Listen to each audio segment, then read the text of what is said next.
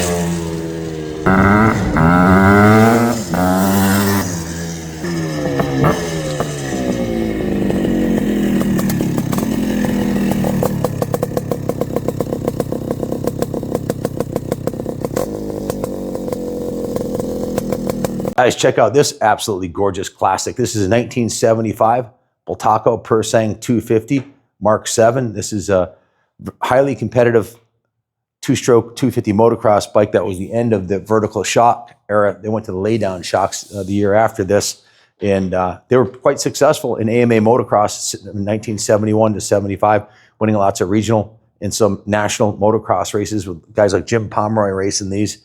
This one has been given a full frame up restoration, taken right down to the frame. The frame was sandblasted and painted, and every nut and bolt on the bike was addressed and polished, plated, or replaced with new, just absolutely beautiful piece. Gorgeous paint job on the original fuel tank and side panels.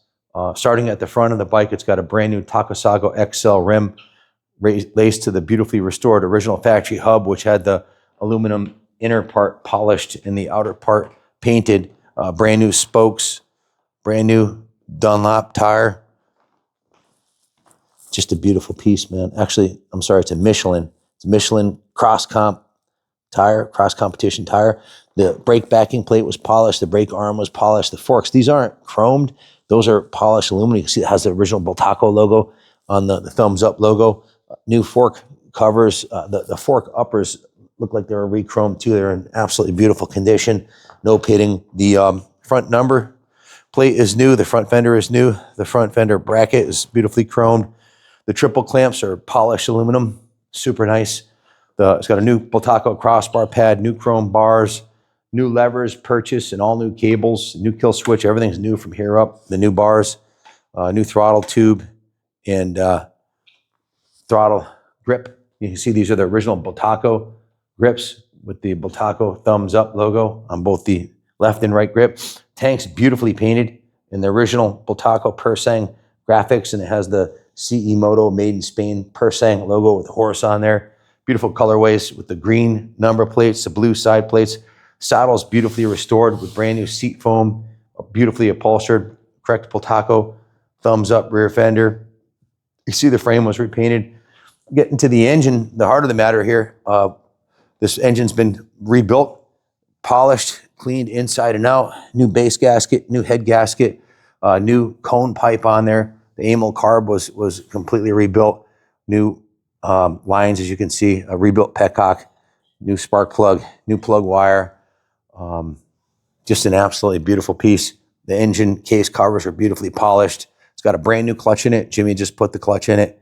The pipe is if you look, it's never been raced off-road or ridden since the pipe was put on. There's not a single ding in it. It's usually the first thing to get dinged. The frame rails on these were protected by the pipe, which ended up not being a great idea. They ended up moving the pipes to high pipes, but you can see the frame rails are absolutely perfect. This kickstand here is the original Bultaco kickstand. It's a quick remove one because AMA did not allow kickstands on competition motorcycles. The pegs were replaced. That's a new set of Telesco shocks on the restored swing arm. Swing arm bearings are like new, tight as a tiger, as are the wheel bearings.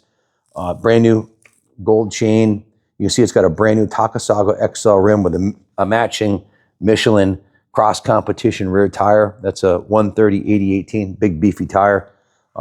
Just ridden up and down the driveway. The bike's never been in the dirt since it was restored. All new hardware on the fender mounts. Coming around this side, you can see all the hardware for the sprocket is new.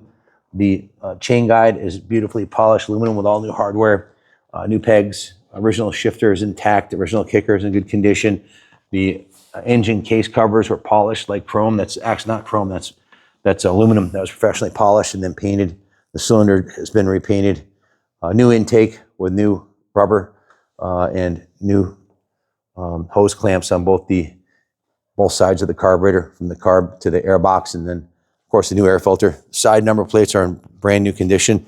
These are fiberglass, not plastic repops. It has a correct hardware.